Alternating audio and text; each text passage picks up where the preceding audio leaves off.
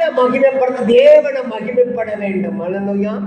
அதனால தான் உன்னை வாழாக்காமல் தலையாக்குவேன், தலையாக்காமல் உன்னை என்ன செய்வேன், அதுக்கும் மேலாக்குவேன். பாட்டில் படிச்சோம்ல, உன்னை வாழாக்காமல் தலையாக்குவேன், தலையாக்காமல் உன்னை மேலாக்குவேன். அப்படின்னா ஆண்டவர் சொல்றாரு, ஜீவ கிரீடம் ஒன்று வைத்திருக்கிறார். அல்லேலூயா. நமக்கு ஒவ்வொருத்தருக்கும் அவர் ஜீவ கிரீடம் இருக்கு. இன்னைக்கு நிறைய மனுஷன் வாழ்க்கையில வாழாக்காமல் தலையாக்குவார். உலகத்துல ஆசீர்வாதமா இருக்க முடியும், உலகத்துல நல்லா இருக்க முடியும், உலகத்துல நல்லா குடிக்க முடியும், உலகத்துல எல்லாம் சாகுறத பார்க்க முடியும், உலகத்துல எல்லாம் பலவீனத்தோட இருக்கவங்களை பார்க்க முடியும், அடுத்த குடும்பம் அழுகிறத பார்க்க முடியும், அடுத்த குடும்பம் துக்கப்படுறத பார்க்க முடியும். ஆனா எனக்கு எதிரில்லை, என் குடும்பத்துக்கு எதிரில்லைன்னு நீங்க நினைக்க வேணாம்.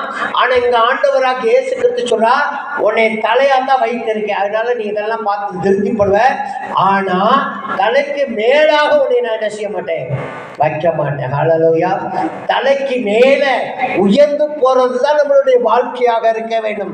தலைக்கு மேல ஆண்டவருடைய ஜீவ கிரீடத்தை என் தலையில விழுகணும்னு தான் நம்ம வாழ்க்கையில அதுக்காகத்தான் ஓடணுமே ஒழிஞ்சு வேற எதுக்காக நம்மளோட ஓட்டம் இருக்கக்கூடாது.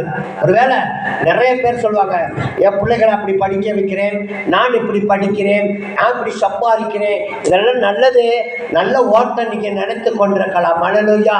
ஆனா இதற்கெல்லாம் காரணம் என்னன்னா, ஆண்டவர் இல்லாத ஒரு ஓட்டம் ஓடுற கூட்டம் ஒண்ணு இருக்கு.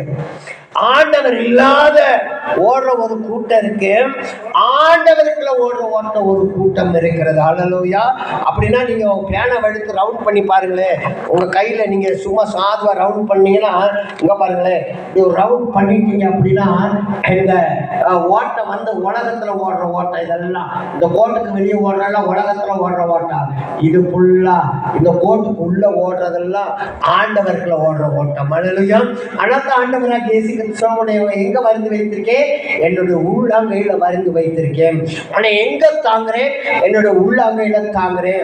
உன்னை எங்க பார்க்கிறேன், என் உள்ளங்கையில பார்க்கிறேன் அப்படின்றார். அல்லேலூயா. ஆனால் நீங்க நிறைய பேர் நினைத்து கொண்டிருக்காங்க, உங்க குடும்பத்துல ஜெபிக்காதனால, சபைக்கு போகாதனால, குடும்பமா ஆராதிக்காதனால, பிள்ளைகளோட ஆராதிக்காதனால நம்ம சரியா ஓடுறோம்னு நினைத்து கொண்டிருக்காங்க. ஆனா இன்னைக்கு சொல்றேன், உங்க குடும்பத்துல எல்லாம் எப்படி ஓடுறாங்கன்னா, ஆண்டவருக்கு பிரியமா ஓடுவதில்லை, ஆண்டவருக்கு பிரயோஜனம் இல்லாத ஒரு